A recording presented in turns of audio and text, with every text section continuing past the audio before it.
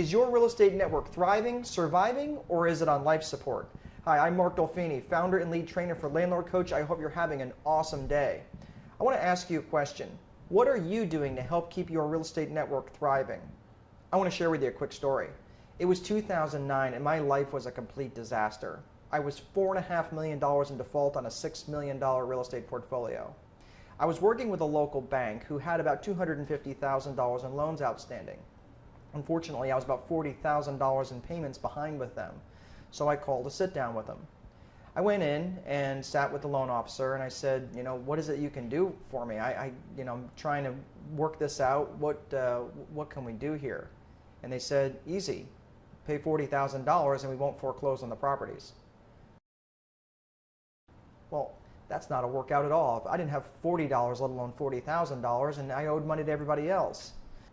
Now, it's easy to be critical of the banker, but stop and think for just a second.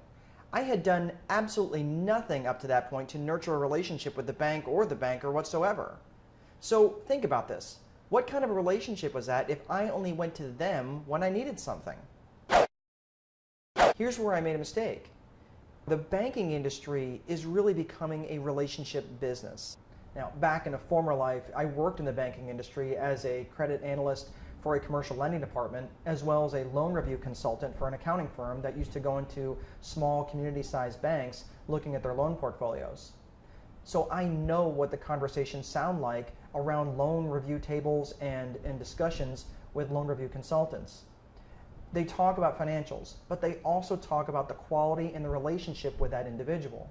If that loan officer has to go to bat for you, what do they know about you? You have to stop and think about this for a second. If you don't think that banking is a relationship type business, you're kidding yourself. If your real estate strategy is one that relies heavily on securing long-term debt financing, you are doing yourself a disservice if you're not doing all you can to strengthen that relationship with your loan officer or your banker. Now, I hear all the criticisms of bankers that there's someone that would loan you an umbrella when it's sunny and they want it back the minute it starts raining. But that's not entirely fair. What are you doing to strengthen that relationship with your banker?